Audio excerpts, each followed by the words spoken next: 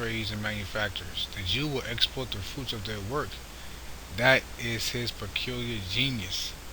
Alright? That is his so-called peculiar genius. Alright, let's go get a scripture right quick before I move on.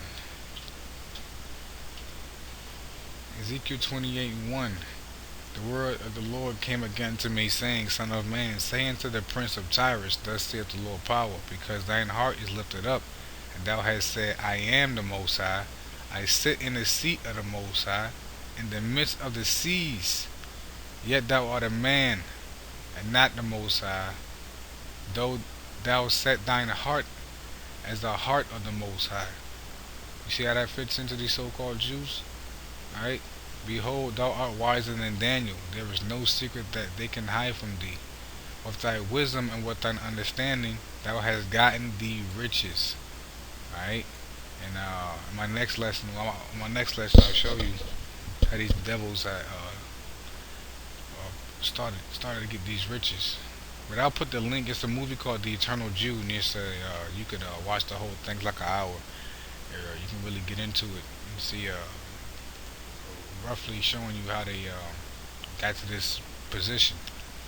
Alright, with thy wisdom and with thy understanding, thou hast gotten thee riches, and hast gotten gold and silver into thy treasures. And then that really started going back to mainly here in America. Now where did all the gold and silver go to?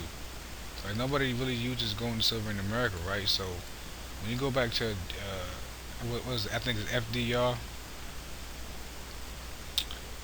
who was the president during 33, they cut the gold standard. Then you had the Nixon shock, so forth, and mainly through the FDR 1933, they said bring all your gold in. Gold and silver was the money anymore, you know. So they basically robbed the whole. They basically robbed nations' wealth, man, mainly America. And on this date in 1933, FDR signed legislation taking the U.S. off the gold standard. The nation was in the midst of the Great Depression. Many banks had to close their doors as panicked customers ran to exchange dollars for their worth in gold. FDR halted the rush on gold with a stroke of the pen, a daring step in his new presidency to restore the economy. It says, by thy great wisdom and by thy traffic hast thou increased thy riches. So you see how it lines up to what we just read over here? Alright? The genius of the Jew is to live off people, not off land, nor off the production of commodities from raw material, but off the people. Let other people till the soil. The Jew, if he can, will live off the tiller. Let other people toil at trades and manufacturers. The Jew will exploit the fruits of their work. This is his peculiar genius. Alright?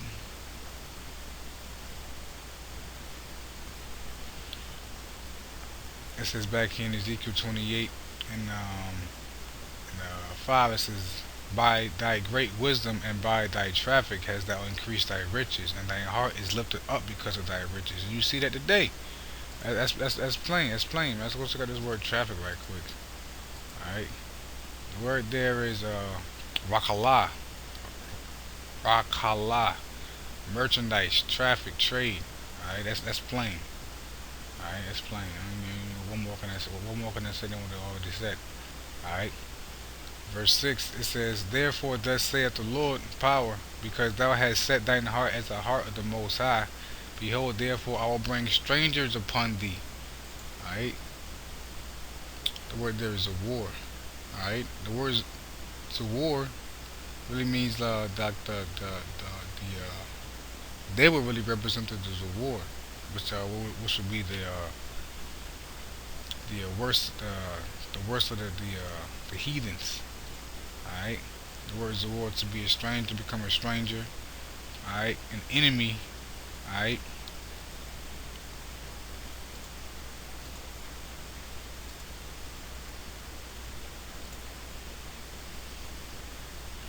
Behold, therefore I will bring strangers upon thee, the terrible of the nations, and they shall draw their swords against the beauty of thy wisdom, and they shall defile thy brightness. Alright, these strangers right here, of course, as you can see, will be the other nations. Alright, I will bring strangers upon thee, the terrible of the nations. Alright, and they shall draw their swords against the beauty of thy wisdom, and they shall defile thy brightness. Alright, they shall bring thee down to the pit, and thou shalt die the deaths of them that are slain in the midst of the seas. Wilt thou yet say before him that slayeth thee, I am the Most High? But thou shalt be a man, and no power, in the hand of him that slayeth thee. Thou shalt die the deaths of the uncircumcised by the hand of strangers, for I have spoken this, saith the Lord power. Alright. Now let's go check out this now they don't follow. Let's check out this this articles, what I found right here. That they don't follow what you call the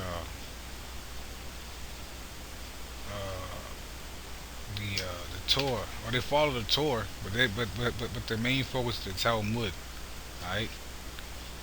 Because they just use the Torah as a cloak to show the people that they that they Hebrews, so to speak, but they ultimately follow the Torah, especially the ones that are not, that excuse me, they follow the Talmud, but they claim they follow the Torah. Alright, the Torah, just like I said, it's just for show, but they really follow the Talmud, and we're gonna show you.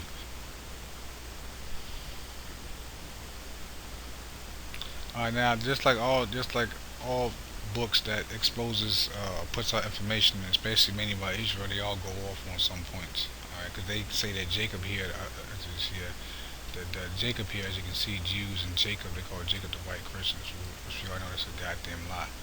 It says the connection between the white race, which would be Israel, and Christianity, and the Jews with Judaism is universally recognized. Judaism, or the religion of the Jews, are expressed in their Talmud.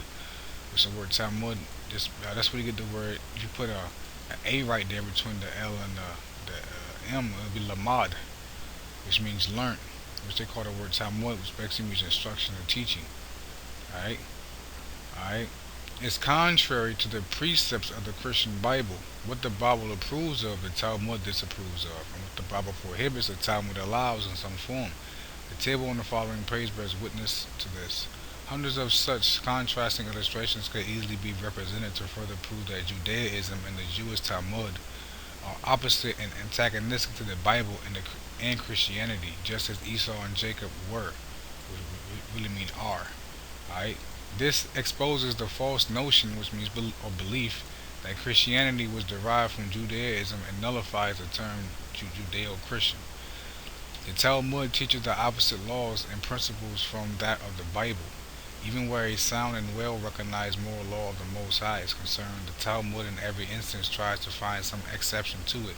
The exception, deviation, or modification is then justified by the word and teaching of some ancient rabbi, or the sages, as they are called in the Talmud. The Talmud is not a book of godly morals or virtuous ethics, but is replete with perversion and teachings of sexual debauchery.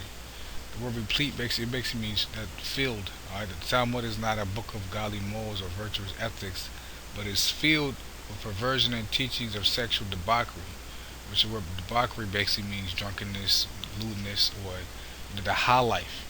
Things. Basically, it'll lead you astray. Alright, contrary to popular belief, the Jews are not followers of the Old Testament laws, since they are not the people of the Old Testament, the Israelites, which is true. In fact, in the book Sanhedrin, section 88b, the Talmud teaches that its precepts and laws are of a greater stringency than in respect to those of the Bible. It also says that when a Jew claims there is no breach of Talmudic law, he may act even though a biblical law may be transgressed. It is the Talmud that guides the life and spirit of the Jew. Alright, so let's just get into these some of these the comparisons right here. It says the most contrasting religions. Alright, because we follow fans of the Talmud, or their book. They follow our book of life is written in like they actually we call it the Book of the Lamb, Book of Life. Their actual book is at a lamb. Alright, so they do exactly what we do, but opposite. Because they're the wicked. Simple as that. Let's get some major points. It says Judaism from the Talmud approves of sodomy. If one committed sodomy with a child of less than 9 years, no guilt is incurred. That bullshit. Alright, thou shalt not lie with man as with womankind is abomination. Alright. Bestiality condoned. Women having intercourse with a beast can marry a priest. The act is but a mere wound. Look at that bullshit. Bestiality condemned. You shall not lie with a beast, nor shall any woman stand before a beast to lie with it. Because that's what you call confusion, man. Alright? Harlotry lawful. A harlot's hire is permitted, for what the woman has received is legally a gift. She that plays the whore in father's house shall be put to death. That's exactly what's gonna happen. Alright? Blasphemy allowed. No one can revile the divine name if mentally applied it to some other object. He that blasphemes the name of the Lord shall surely be put to death. Alright? Murder condoned. If 10 men smote a man with 10 staves and he died, they are exempt from punishment. What kind of bullshit is that? He that smites a man with a stave so he dies, he is a murderer and shall be put to death. That's what this is called, righteousness, man. That's fair. Alright, let's go check out this article. I says some snippets from Alfred Luzinski's translation of the Talmud. This is some sick shit right here. Holy book, nothing holy about Judaism, but these verses are translated correctly. One of the most notable of these cases was heard in Hungary. Dr. Alfred Luzinski in 1910 translated about 400 passages from the Talmud into Hungarian. In 1923, Luzinski was charged in a government prosecution with pornography and corruption of public morals by circulation of his work, which was ordered to be confiscated. So when this guy Luzinski, Alpha Luzinski, had translated the Talmud into the Hungarian dialect, man, he was charged with pornography, and you see why. All right, what I just read to you, man, you see why. All right, of these